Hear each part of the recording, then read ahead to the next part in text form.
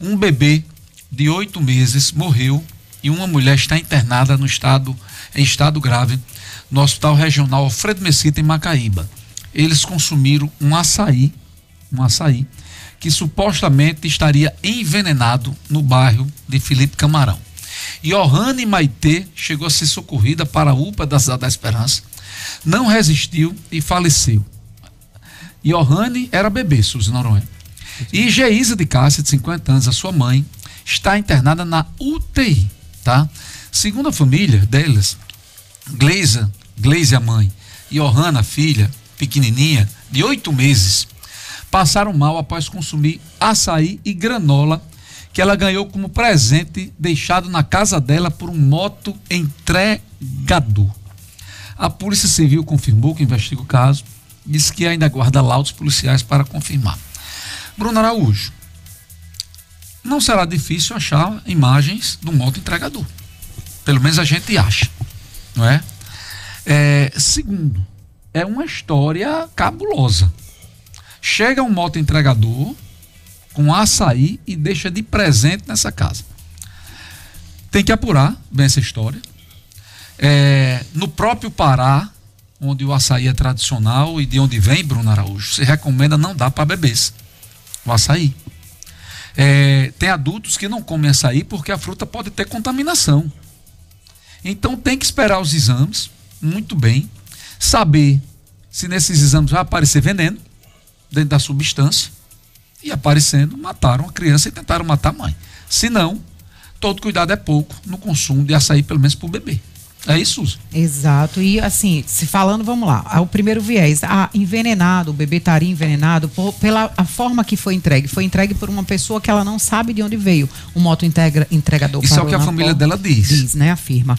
Mas traz um alerta, vamos aguardar as investigações disso aqui e os laudos periciais para saber exatamente o que aconteceu, mas traz um alerta para o número de envenenamentos que vem acontecendo no Brasil do final do ano passado para cá.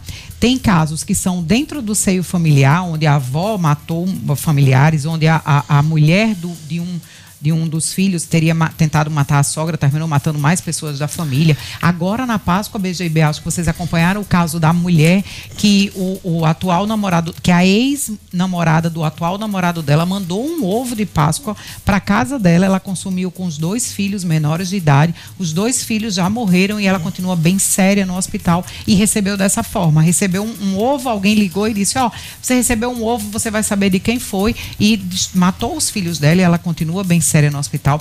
Abre um alerta para que, a gente só come uma comida que a gente sabe a procedência, né? É claro que você não tem culpa, mas abre o alerta, acende o alerta, preste atenção no que está acontecendo. Psicopatas e pessoas sem o menor escrúpulos, criminosos, estão aí por todos os lados.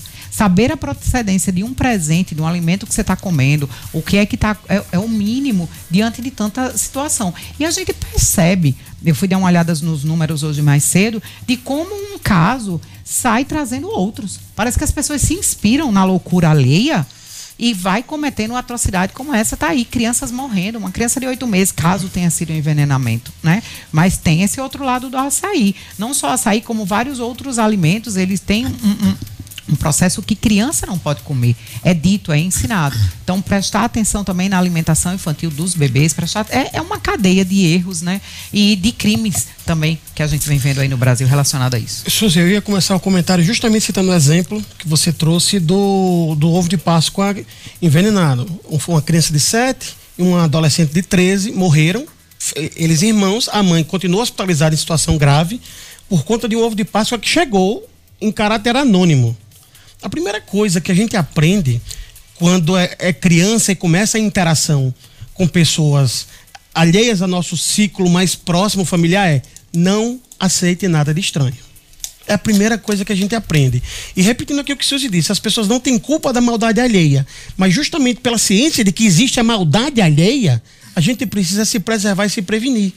E é muito triste a gente noticiar crianças foram alvo de envenenamento, mães alvo de envenenamento, um bebê que a gente ainda não sabe qual é o teor de fato, o que é que pode ter causado a morte, porque o envenenamento muitas vezes ele pode ser acidental, né, um produto pode eventualmente gerar um componente numa quantidade X que pode, pelo fato de você beber, causar esse tipo de episódio, mas eu acho que é de fato esse alerta. Recebeu algo, não conhece quem mandou, não tem a certeza de que foi a pessoa que você conhece que mandou, não come.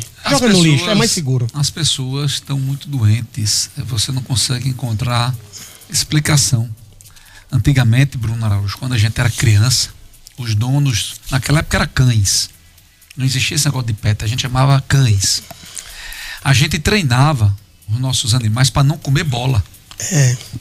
Ainda existe muito isso com gato, principalmente. Porque tinha pessoas ruins que passavam em casas que tinham cachorros e jogavam comida envenenada.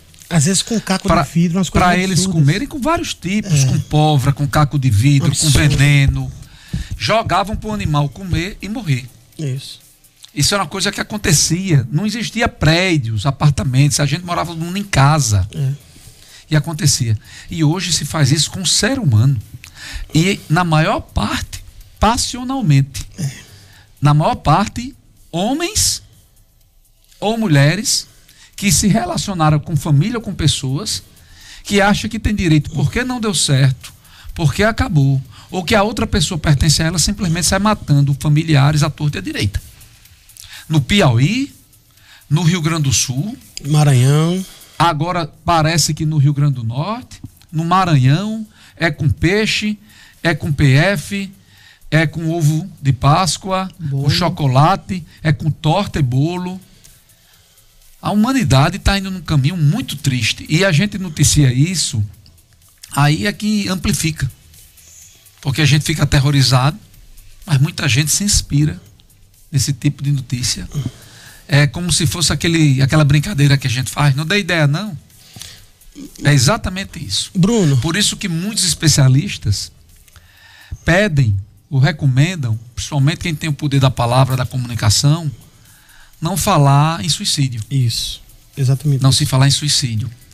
Porque uma parte da ciência ainda diz que quanto mais você se fala nisso, mais você amplifica e você inspira pessoas que têm depressão a cometer esse ato.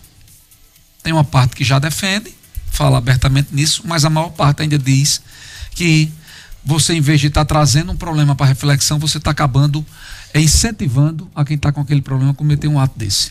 Bruno, era justamente esse exemplo. Na academia se discute muito essa questão da notícia de episódios de suicídio. Porque quando você divulga, querendo ou não, você vai trazer um sentimento para quem está vulnerável àquele tipo de informação a imaginar sobre. E a imaginar sobre diversos aspectos. Então, essa é uma notícia que, em termos de opinião pública e de interesse público, não teria um apelo e um peso suficiente para que as pessoas precisem ser noticiadas sobre isso, e o assunto poderia ou deveria ser tratado de maneira mais genérica, focando muito mais na prevenção do que nos episódios individualizados. Porque, inevitavelmente, quem está vulnerável no aspecto mental, ele pode sim ser influenciado, engatilhar uma crise, uma série de situações que a gente não deseja para ninguém.